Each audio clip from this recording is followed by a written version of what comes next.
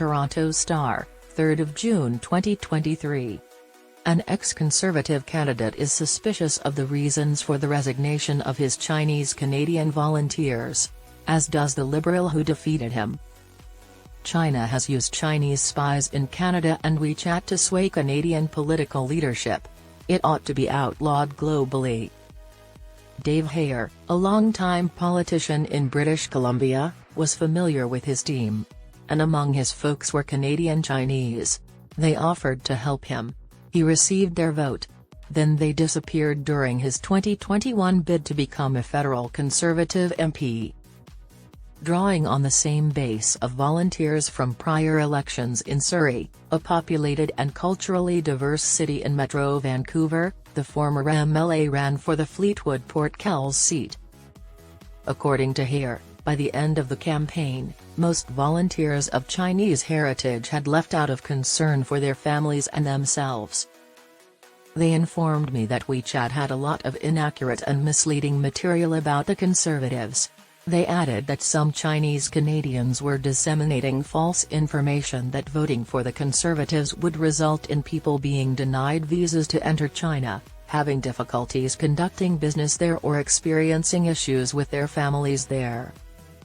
Hare asked the volunteers if they would go on the record and explain what was going on, but many appeared uneasy and some said, "Beijing has eyes and ears everywhere."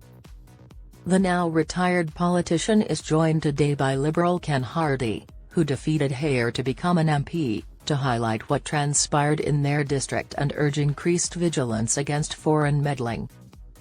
It's a rare display of impartiality at a time when opposition parties are criticizing the Liberal government for its inaction, calling for David Johnston, Ottawa's special rapporteur on foreign interference, to be fired, and after former Conservative leader Erin O'Toole revealed Beijing was targeting him. "We're close. The neighborhood is close-knit," Hardy told the Star. "When I learned what had happened, I promised to look into it and determine what had transpired." Hare identified what he considered warning indicators in the summer of 2021. He could see the fear and suspicion on the faces of persons of Chinese heritage when door-knocking in neighborhoods where he said he was always welcomed as they hastily closed their doors. A neighborhood group Hare claimed wasn't openly pro-Beijing invited him to a meeting at a Boston pizza restaurant 1 week before Election Day. They recorded his remarks as he talked, particularly when he claimed he would pay attention to Canadian Uyghurs' opinions against human rights violations against Muslim minorities in China's Xinjiang area. Hare declined to disclose the group's identity, stating everyone's right to discuss politics with candidates. With 21,379 votes, Hardy won the election. Hare came in second with 14,553 votes. As the incumbent, Hardy was given preference. "He clearly and fairly won. I don't dispute that reality," Hare replied. "It's about how we can learn from our mistakes so that this country's voters, not outsiders, should be the ones freely choosing their leaders," the author said. She's alerted Erin O'Toole disclose information from a recent briefing on various proceedings against him and the Conservatives in a speech to the House of Commons last week. He served as party leader for the most recent federal election simultaneously. They included money from the Chinese Communist Party to spread false information, the use of social media platforms like WeChat and networks of people to amplify incorrect information against the Conservatives, and a campaign of voter suppression against him in the general election of 2021, he claimed. O'Toole claimed that at the time, neither the government nor security agencies had alerted him to the threats against him and his caucus members.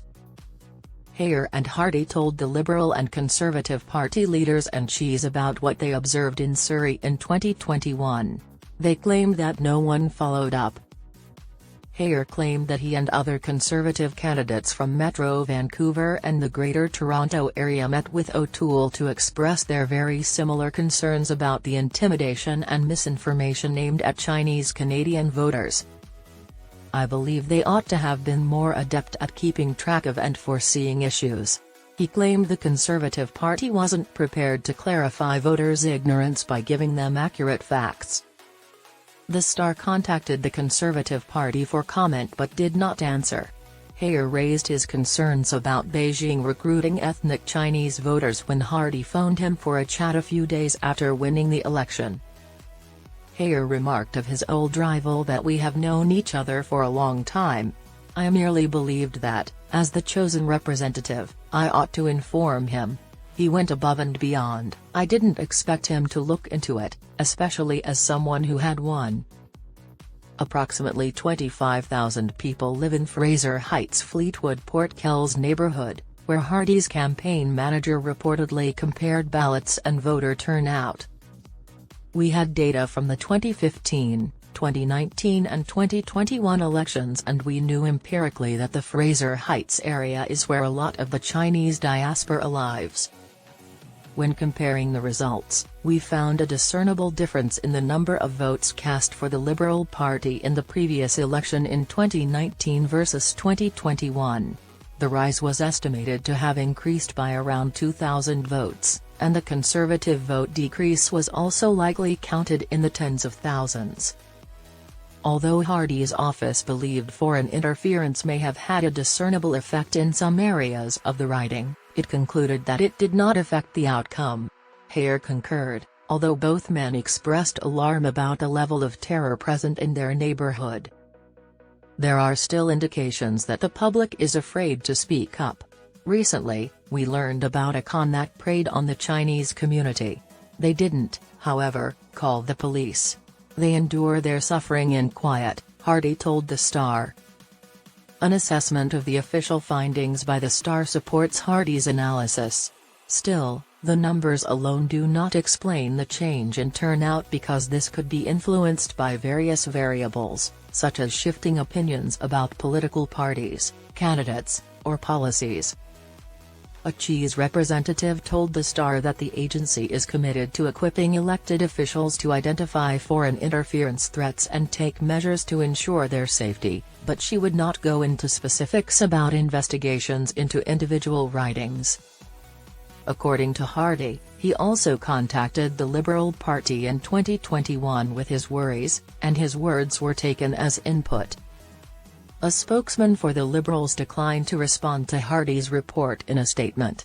Still, the party supported Ottawa's ongoing efforts to protect the Canadian electoral system from foreign meddling. Is there proof? The majority of House of Commons members voted in favour of a non-binding NDP motion on Wednesday requesting that Johnston resign from his position as Special Rapporteur, which Prime Minister Justin Trudeau created in March to look into media reports that Beijing meddled in the 2019 and 2021 general elections. According to Johnston's interim assessment from May 23, the evidence does not support O'Toole's assertion that specific candidates' losses in the 2021 election were caused by foreign influence. The Canada Elections Act has restrictions, according to a representative for Elections Canada. The spokesman stated that foreign interference is not defined in the Act, and few sections on the front apply to foreign activities. Still, they did add that Elections Canada was collaborating with intelligence and security services to address potential foreign involvement. The Canada Elections Act's investigative arm, the Commissioner of Canada Elections, told the Star that it recently received complaints about potential foreign influence in the 2019 and 2021 elections. Because of the Act's secrecy requirements, specifics of the complaints cannot be disclosed. According to Heyer, it is time for the government to take the initiative and do more to defend Canada's democracy against attacks from abroad. "We can't tell them what we have heard and observed on the ground, but Ottawans can change things. They can do it without stigmatizing an entire community by taking further steps to increase their sense of security."